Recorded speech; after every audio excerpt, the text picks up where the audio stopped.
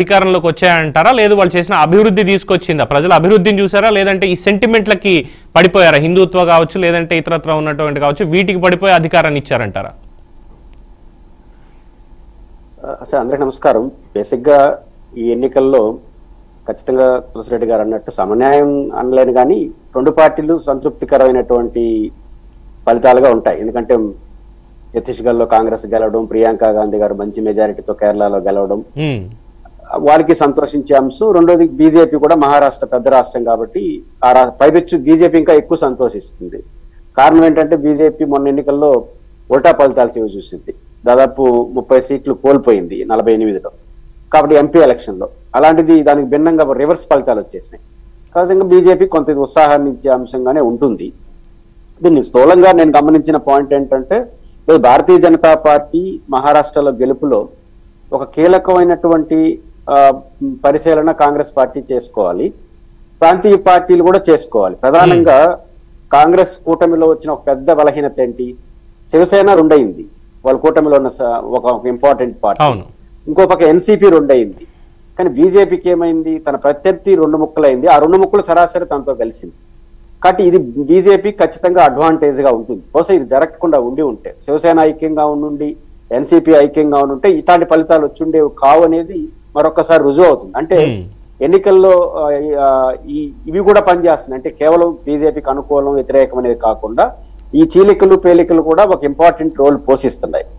దేశవ్యాప్తంగా కూడా నేను గమనించేంత మేరకు 2024 లోక్సభ ఎన్నికల తర్వాత బీజేపీ ఈ విషయంలో కాంగ్రెస్ సీరియస్ గా కూడా ఆలోచించుకోవాల్సిన అవసరం ఉంది. బీజేపీని ప్రాంతీయ పార్టీలు నిలువరించినట్టుగా కాంగ్రెస్ పార్టీ నిలువరించలేకపోతాం. 2024 ఎన్నికల్లో కూడా చూడండి, ఎక్కడ బీజేపీ గెయిన్ అయింది?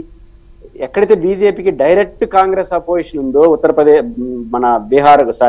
మధ్యప్రదేశ్, రాజస్థాన్, గుజరాత్, చివరికి కర్ణాటక, ఇట్లాంటి రాష్ట్రాల్లో పికప్ అయినట్టుగా ప్రాంతీయ పార్టీలు బాగా నిలువరించాయి. తృణమూల్ కాంగ్రెస్ పార్టీ బెంగాల్లో నిలువరించింది, ఉత్తరప్రదేశ్ లో కొంతమేరకు అఖిలేష్ యాదవ్ గారు అంటే ప్రాంతీయ పార్టీలు ఎదుర్కొన్నంత ఎఫెక్టివ్ గా కాంగ్రెస్ పార్టీ ఎదుర్కోవడం ఎక్కడో కొంత బలహీనత కనిపిస్తా ఉంది. ఇప్పుడు ఉదాహరణ జమ్మూ అండ్ కాశ్మీర్ లో కాంగ్రెస్ కూటమే గెలిచింది, కానీ హర్యానాలో 2 సార్లు తర్వాత 3వ సారి కూడా అందులో రైతు ఉద్యమానికి కేంద్రంగా ఉన్నటువంటి హర్యానాలో ఓడిపోవడం, ఇవి చూసినప్పుడు ఇంకొంచెం ఎఫెక్టివ్ గా కాంగ్రెస్ పార్టీ పెరుగుతుంది, నో డౌట్ అందుకుంటా ఉంది. 100 సీట్లకు అందింది. మన గమనంలో ఉంటే 10 ఏళ్ల పాటు దేశాన్ని కాంగ్రెస్ పార్టీ పరిపాలించింది 140 సీట్లతోనే, 240 సీట్లతో కాదు. కాబట్టి ఇంకో 40-50 సీట్లు అటు ఇటు అయిపోయిందంటే కాంగ్రెస్ ప్రధానమంత్రి కావడం పెద్ద ఇష్యూ కాదు. అంటే చాలా మంది ఇంకా 290 దగ్గరగా ఇంకా 200 సీట్లు ఉన్నాయి అనుకుంటారు, కానీ 2 సార్లు ప్రధానమంత్రి అయింది కేవలం 140 సీట్లతోనే. కాబట్టి కాంగ్రెస్ పార్టీకి ఇతర మిత్రపక్షాలతో అసోసియేషన్ ఉంది. కాబట్టి కాంగ్రెస్ పార్టీకి భవిష్యత్తు ఉంటుంది, దేశానికి కూడా అది అవసరం. కాబట్టి కాంగ్రెస్ పార్టీ బీజేపీ ఎదుర్కోవడం, ప్రాంతీయ పార్టీతో సమానంగా ఎదుర్కోవడం ఎక్కడో కొంత లోపం జరుగుతా ఉంది అనేది నాకు అనిపిస్తుంది. ఈ దేశ పరిణామాలని చూసినప్పుడు అది కొంచెం మరింత మోడర్నైజ్ కావాల్సిన అవసరం ఉంది. ప్రాంతీయ పార్టీలతో కలగొల్పు చేయడంలో ఇంకొంచెం రాహుల్ గాంధీ గారు నిజానికి చాలా ఎఫెక్టివ్ గా కింది స్థాయికి వస్తున్నారు, ప్రతిదాన్ని ఆత్మ పరిశీలన చేసుకున్నారు, ఓటమిని కూడా పాజిటివ్ గా తీసుకుంటున్నారు. ఇది గుడ్. ఇప్పుడు ఉండదు, ఉత్తరాది రాష్ట్రాల్లో రాహుల్ గాంధీ, దక్షిణాది రాష్ట్రాల్లో చెల్లెలు. ఇది మంచి సిగ్నల్ ఇస్తుంది దేశానికి, అది మంచి ఫలితాన్ని ఇస్తుంది.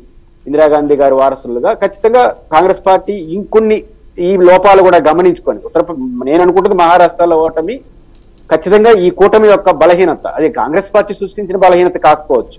ఆ 2 ప్రధాన మిత్రపక్షాల్లో సగానికి చీలిపోయి వాళ్ళకి ఒక్కొక్కరికి 10% ఓట్లు వచ్చినాయి. అలా చీలకుండా ఉండి ఈ కూటమిలోనే అందరూ ఉంటే ఈరోజు బీజేపీ గెలిచుండేది కాదు మహారాష్ట్ర. ఖచ్చితంగా ఈ కూటమి గెలిచుండేది.